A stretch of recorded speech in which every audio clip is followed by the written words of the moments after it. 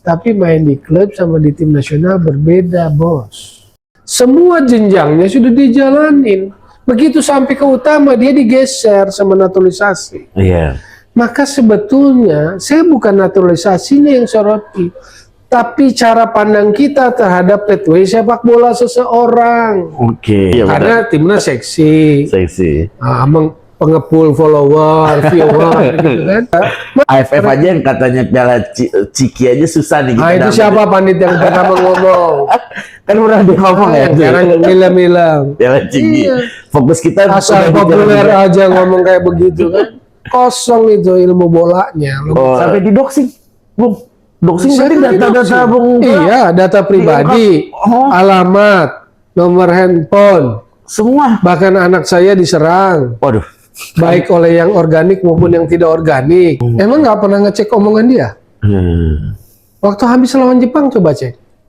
Habis lawan Jepang cek omongannya. Oke. Lalu berubah lagi omongannya setelah lawan Arab. Jadi nggak ada konsistensi. Jadi ini permainan media sosial.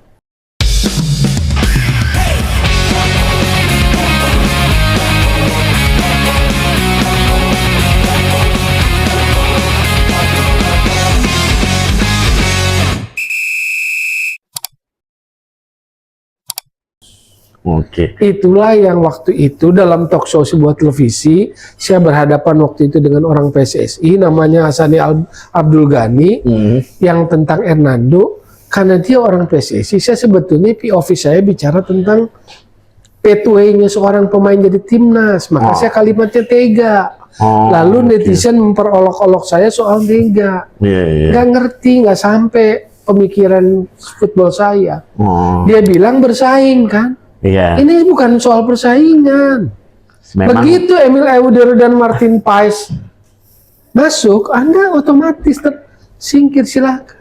Karena keputusan itu, mengambil itu udah pasti secara teknikal di atas kiper kita. Udah ada benefit duluan nanti. Sekarang saya mau ajak sebetulnya ke cara pemikiran sepak bolanya. Konteksnya football development. Vetra, Hernando Ari, saya analogikan kamu lah. Merintis sepak bola dari kecil, SSB, masuk timnas kelompok usia 16, 17, 18, 19, 20, 22, 23, sampai masuk timnas senior first team, timnas utama. Semua jenjangnya sudah dijalanin. Begitu sampai ke utama, dia digeser sama naturalisasi. Maka sebetulnya, saya bukan naturalisasinya yang soroti. Tapi cara pandang kita terhadap pathway sepak bola seseorang. Anda membangun karir ASN sampai eselon 3, eselon 2, eselon 1. Kalau secara karir kan harusnya masuk, tapi ternyata orang politik gitu kan. Paham nggak? Paham. Nah, ketika Hernando Ari sudah tidak main lagi, cuma jadi cadangan mati seperti Nadio, itulah yang terjadi pada Nadio seperti di AFF kemarin. Pengambilan keputusan, positioning kecilnya bisa salah, lalu terjadilah gol yang kalau sekarang enak, Anda salah, 3 gol. Berarti kalau kayak gitu sampai kapanpun ada ketidakadilan dong sama pemain yang bermain di liga lokal dong, Wong. Maksudnya? Kan kalau tadi Nah, makanya saya bilang, jadi silakan naturalisasi karena saya paham naturalisasi sebagai bentuk akselerasi. Setuju. Tapi ketika Anda mendewa-dewakan, ketika ada yang mengingatkan seperti saya, lalu Anda bilang anti naturalisasi, dia kan setengah darahnya Indonesia, dia ingin bela Indonesia. Saya nggak mempersoalkan itunya. Saya mempersoalkan peta sepak bola kita. Peta sepak bola kita gitu.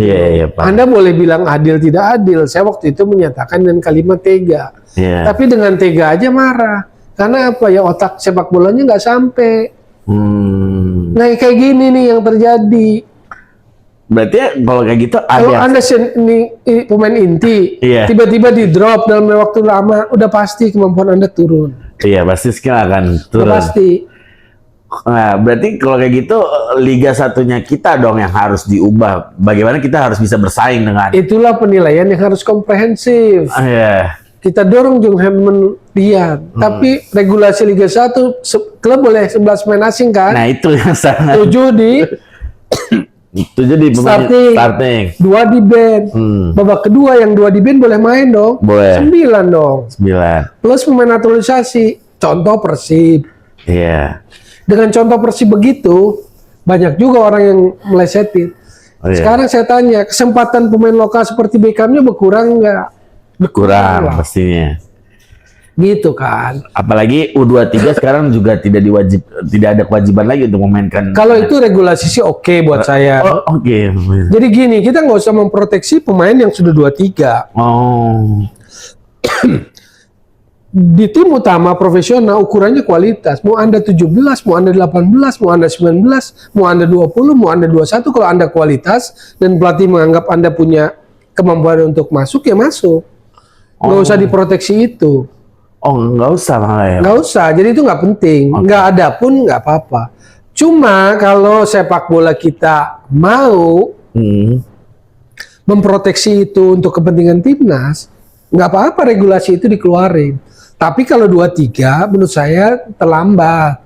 Oke. 23 itu udah masuk zona matang harusnya. Iya, benar. Jadi kalau mau diproteksi harus ada pemain usia 19 atau 20 atau 21 maksimal. Benar. Jadi regulasi itu menurut saya argumen sepak bolanya lemah gitu. Sekarang ditarik lagi. Iya. Itu menunjukkan Anda nggak punya pemikiran yang ajak. Musim lalu diproteksi, musim ini enggak. Berarti itu sorotannya kepada operator liga, namanya I-League. Anda membuat regulasi nggak konsisten. Fondasi pemikiran bola Anda nggak ajak kan? Benar. Musim ini dipakai, musim berikutnya diubah. Seharusnya. Tapi ada nggak yang ngomong gitu kan? Nggak ada. Iya. 11 fine-fine aja tuh. Benar. Baru timnas baru rame pundit-pundit muncul kan? Kan ini gitu dah. Iya dong. Iya, karena timnas seksi. Pengepul follower, viewer gitu kan. Mana ada saya pandit-pandit yang ngomong 11 itu nggak ada. Yang mengkritisi I-League, yang mengkritisi di root siapa I-League, Ferry Paulus nggak ada. Hanya Bung Toel doang. Ya itulah saya bilang, kalau ngomong bola kuncinya kejujuran. Bukan karena kita benci, suka atau tidak suka. Saya begitu naturalisasi terjadi, saya ngingetin, football development-nya. Apa artinya kompetisi kan nggak paham. Padahal kompetisi itu dibangun untuk muaranya menghasilkan pemain-pemain yang bagus untuk timnas. Setuju. Jadi kompetisi sama timnas itu berkaitan. Iya. Kalau naturalisasi shortcut, posisinya dari luar piramid itu. Jalan sebagai akselerasi gitu loh. Saya mengingatkan, tapi orang bola yang ngerti gitu loh. Yang nggak ngerti nggak tahu buzzer, anti, pro gitu. Nah, berarti harus gimana nih Bung timnas nih ke depannya Bung? Kalau kita lihat kan para pemain diaspora ini udah nggak banyak lagi ya jumlahnya. Sekarang udah generasi ketiga ya katanya, yang salah ya. Koreksi kalau saya salah. Nah ini kita harus gimana nih timnas Indonesia nih? Karena kan tetap stick komitmen pada AFF aja yang katanya Piala Ciki aja susah nih. Nah itu siapa pandit yang pertama ngomong? Kan udah dia ngomong ya. Sekarang milang-milang. Piala Ciki. Fokus kita asal populer aja ngomong kayak begitu kan. Kosong itu ilmu bolanya. Ya kan. Tapi yang terjadi siapa? Netizen rusak. Iya. Level Asia apaan? Sebenarnya Indonesia ini udah level ke Piala Dunia atau siapa yang gembar-gembor level Asia siapa? Ya banyak lah di. Iya kan. Di era mana? Era Orde Lama kan. Dan nggak usah kita sebut kan. Nah, kenapa era Orde Lama begitu gemuruh? Iya. Ya Anda cek aja itu apa lembaga riset yang namanya Drone Emprit. Di era lama apa yang terjadi pada media sosial? Iya. Kenapa begitu deras? Penyerangan terhadap Bung Toel sampai didoxing, ya karena itu. Kan saya sering talk show, hadir juga teman dari Drone Emprit, kan faktanya saya udah tahu. Sampai didoxing, Bung. Doxing berarti data-data Bung. Iya, data pribadi, alamat, nomor handphone, semua. Bahkan anak saya diserang. Waduh. Baik oleh yang organik maupun yang tidak organik. Kacau, apakah itu original, genuine apa tidak? Apakah dalam sejarah sepak bola kita, timnas kita terjadi kemarin-kemarin? Tidak. Baru di era kemarin itu terjadi kayak gitu. COD ke rumah dan segala macam. Kan saya laporin ke polisi Januari 2005. Apa COD itu gimana? Banyak paket kiriman ke rumah. Wah, kacau nih. Maksudnya kok gara-gara bola sampai segitunya sih? Iya, kejadian itu. Anak saya ada ancaman. Hati-hati di jalan pulang sekolah ada. Media sosial sekolahnya diserang sampai kebingungan kan. Saya harus jelasin. Akhirnya kan saya dengan laporan polisi saya jelasin. Bukan tentang anak saya, ini tentang bapaknya gitu. Tapi sebenarnya Bung, apakah itu genuine pertanyaannya? Nah itu lembaga riset Drone Emprit memberitahu saya kok. Fakta-faktanya dari mana aja, ada dari mana. Di saat itu. Sekarang sepi kan. Ya ada yang nggak suka sih, ya itu kan pilihan. Saya nggak bisa nawarin madu pada lalat. Yang lebih suka kotoran kan. Kalau saya naruh madu pada lebah suka. Benar. Tapi kalau nawarin madu pada lalat kan nggak suka. Nggak suka. Jadi jangan dipaksa. Tapi ini Bung, kenapa maksudnya Indonesia ini masih terromantisme sama era STY? Traumatis. Iya, maksudnya kan sekarang itu permainan media sosial. Di grassroots balikin lagi STY, hanya STY yang bisa membawa Indonesia lebih baik. Saya lihat ya di beberapa komentar. Pengetahuan yang kurang. Kalau dari kacamata Bung, sebenarnya kalau kita balik lagi ke STY, Indonesia bisa lebih baik gak sih? Atau kemarin nih, kalau misalkan... Dia sudah berapa tahun? Hampir 5 tahun kan? 20, 21, 22, 23, 24. Iya, pelatih terlama lah dia. 5? Oh, menang. Semua proses rangkaian pencapaian babak berapa itu kan karena penambahan naturalisasi. Tapi juga tidak dengan kualitas main yang sesuai dengan kualitas pemain itu. Kalau kemarin dilanjutin lolos nggak kita ke Piala Dunia? Nggak ada yang jamin. Nggak ada yang jamin juga? Nggak ada yang jamin. Emang nggak pernah ngecek omongan dia? Waktu habis lawan Jepang coba cek. Habis lawan Jepang cek omongannya. Lalu berubah lagi omongannya setelah lawan Arab. Jadi nggak ada konsistensi. Jadi ini permainan media sosial. Baik. Gitu. Itu permainan media sosial. Jadi nggak ada jaminan. Jadi nggak ada kan. Yang mengkritisi dia pasti diserang. Tuh. Iya. Bagaimana mungkin pelatih timnas nggak mau dikritisi? Bagaimana mungkin timnas nggak mau dikritisi? Check and balance-nya di mana? Iya. Karena harusnya dikritisi biar lebih baik kan sebenarnya. Sekarang saya tanya ya, kan saking nggak mengertinya, kan makanya saya bilang pengetahuan yang berbeda. Saya kasih fakta. Di era pertama ini belum terjadi Kanjuruhan nih. Masih Iwan Bule ketuanya. September kan ada FIFA Matchday. Dipanggil lah. Ada salah satu pemain yang dipanggil striker dari Arema waktu itu. Tapi ini striker ini sama ketuanya Arema, bosnya Arema dekat, sangat dekat lah. Bosnya Arema itu adalah wakil ketua umum PSSI waktu itu. Bosnya Arema itu adalah wakil ketua umumnya PSSI waktu itu. Paham? Iya, nggak usah disebutin, cari aja sendiri ya, Fardi. Kan dipanggil tuh, sebetulnya nyebutin juga nggak apa-apa sih. Kan dipanggil terus tuh. Saya pertanyakan. Kenapa dipanggil? Dasar pemanggilan dia ke timnas apa? Karena di klubnya cadangan, Bos. Striker Arema ini. Iya, nggak bikin gol juga. Julukannya El Menantu lah. Julukannya El Menantu lah. Kalau di kalangan lingkaran bola. Nggak pernah bikin gol cadangan. Tapi dipanggil timnas. Sama STY. Dipanggil terus kok selama masa STY. Objektivitasnya di mana? Pertanyaan saya. Artinya apa? Karena itunya wakil ketua umum, kompromis dong. Bapak ini orde lama yang kalian puja-puja sembah-sembah sebagai dewa itu. Kompromis dong. Jadi objektivitasnya nggak ada. Lalu dijawab pula lagi.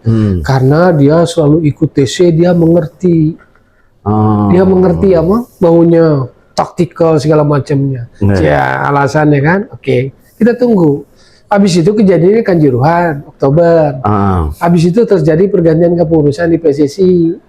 Waketum ini mundur, tidak jadi waketum PSSI lagi. Kan gitu kan? Kongres luar biasa bulan Februari 2023. Habis itu Maretnya ada FIFA Matchday. Dipanggil lagi nggak? Tidak. Kawan.